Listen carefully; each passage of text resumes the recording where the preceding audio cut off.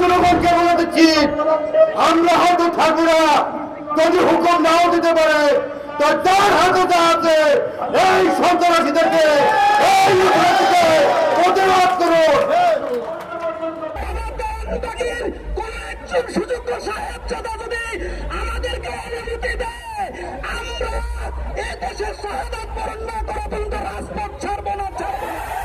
আড়াইশোটিরও বেশি design option নিয়ে Walton smart fridge, বোঝে আপনার প্রয়োজন। আমরা এর প্রতিবাদ চাই এবং আমরা এটা প্রতিহত করে দেখতে চাই। আমরা চাই না যে আমরা ব্যক্তিগত দরবারের কথাগুলো এখানে বলি। আমরা সকলে মিলে একই জিনিস করতেছি, সেটা হচ্ছে এর সুষ্ঠু সমাধান, এর প্রতিকার, এটাকে প্রতিহত করবে আমাদের দেশের সরকার। এটাই আমরা চাচ্ছি। আছেন না কই? বিগত বিএনপি সরকারের আমলে জঙ্গি বাজারে টপ্পা দিয়ে বিএনপির পতন হয়েছিল। আপনার জন্য সতর্ক বার্তা, জঙ্গিবাদ নির্মূল করেন। জঙ্গিবাদ একটা জঙ্গলি মতবাদ, ওরা কোনো আইনের শাসনে মানে না। ওই জঙ্গিবাদের বিরুদ্ধে আমাদের বিপ্লব, আমাদের আন্দোলন। আজকে আমরা সমবেত হয়েছি বিভিন্ন দরবার থেকে। আশিকের আসল নিন্দা হচ্ছে, আমাদের একটাই দাবি, জঙ্গিবাদ নির্মূল করতে হবে। আপনাদেরকে আমরা বলে দেই, আপনারা আমাদের মাজারের উপরে যে অন্যায় অত্যাচার শুরু করছেন, ভেবে দেখেন এর গজব অতিবর্য তরতারি হবে। এই গজব থেকে আপনারা রেহাই পাবেন না। তার ধর্ম শেষে করেন।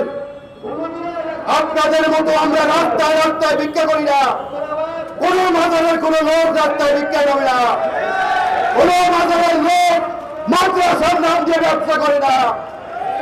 হুঁশিয়ার, বাংলার জনগণকে বলে দিচ্ছি, আমরা হয়তো থাকবো না, যদি হুকুম নাও দিতে পারে তার হাতে যা আছে এই সন্ত্রাসীদেরকে এই প্রতিবাদ করুন।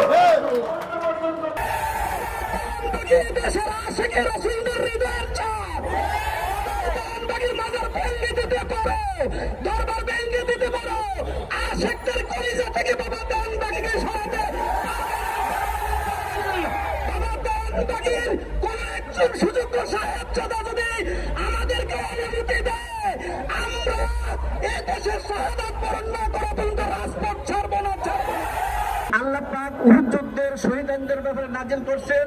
কাফেররা ওই মাজারের মধ্যে যাইয়া শহীদদেরকে বলতেন, আপনারা মারা গেছেন, তোমরা মারা গেছো, আমরা এখন জীবিত আছি। আল্লাহ পাক আমাদেরকে তোমাদেরকে মৃত্যুবরণ দান করছেন, আমরা এখনো জীবিত আছি, আমরা দুনিয়ার সুখ ভোগ করতে পারতেছি। এই পরিপ্রেক্ষিতে আয়াত নাযিল হয়েছিল ওয়ালা তাকুলু এবং লিমায়াকতুলু ফি সাবিলিল্লাহি আমওয়াত বাল আহইয়াউন। এবং তাদেরকে মৃত বলো না, যারা আল্লাহর রাস্তায় ফি সাবিলিল্লাহি কতল হয়ে গেছে। যদি তোমরা বুঝো না, যারা আল্লাহর ওলিদেরকে মৃত মনে করে তারা ওই আয়াত অনুসারে আল্লাহর পক্ষে না বিপক্ষে? যারা আল্লাহর ওলিদের মৃত মনে করে ওই আয়াত অনুসারে তারা আল্লাহর বিপক্ষে চলে গেলেন। তারা বলছেন মৃত আর আল্লাহ বলছেন তারা জীবিত। কাজে আল্লাহর আয়াতে বিরোধিতা গেলে তারা মুসলমান থাকে কিনা? যেহেতু আয়াতটা নাযিল হয়েছে কাফেরের জন্য, কাজী এই আয়াতটা যদি কোনো মুসলমানের ক্ষেত্রে ব্যবহার করে সে হবে কাফের। আল্লাহ বলেছে, আমার বন্ধু অলির সাথে যুদ্ধ ঘোষণা করে আমি আল্লাহর সাথে যুদ্ধ করব। আল্লাহর সাথে যুদ্ধ করে পার পাবে এমন ব্যক্তি তো পৃথিবীতে নাই। তাহলে আল্লাহ অলির মাজার আল্লাহই রক্ষা করবে, আমরাও ছিলাম। তাই দেশে বিদেশে যারা আছেন আমি জানতে চাই আমাদের কি দাবি। আমরা কারো কাছে বেতন চাই না, ভাতা চাই না, কিচ্ছু চাই না। আমার যে দাবি এই দাবি আপনারও। আর আমরা ভাইয়া মাতার অলিগণের কখনো মরণ হয় না। সেই অলি মাজারের মধ্যে যারা হাত লাগাচ্ছেন, ভাঙচুরের চিন্তা ভাবনা করছেন এবং ভাঙচুর করছেন, তাদের প্রতি একটা বিনীত নিবেদন, বিনীত একটা অনুরোধ আপনারা এই কাজটা করবেন না। আমি আজকে বক্তব্য হাতে তালি চাই না, আমি বাহবা চাই না। আমি চাই অলির পক্ষে যদি আপনি না দাঁড়ান, একদিন রোজ হাসরের মাঠে এই অলির কাছে আপনার জবাব দিতে হতো। আরেকটা কথা আমি বলতে চাই, 3 মাসের যারা আছে, আমরা যেভাবে মানব বন্ধন করতেছি, অনেকে ভাবতেছেন 10 মিনিট করে চলে যাব, কেউ ফোন দিছে বাসায় আয়া বলতেছি। এইভাবে মানববন্ধন করলে যারা মোদীর দরবার ভাঙতেছে তাদের পর্যন্ত আপনারা পৌঁছাইতে পারবেন না। তাহলে কি করতে হবে? আমাদের ঐক্যের প্রয়োজন আছে। সারা বাংলাদেশের বাউল পীর মাসায়েখ তরিকার লোক যারা আছে, আমরা এমন ভাবে আন্দোলন করবো, অবস্থান করবো, যতক্ষণ পর্যন্ত আমাদের এই একটা দাবি সরকার না মানবে ততক্ষণ পর্যন্ত আমরা জায়গা থেকে উঠবো না।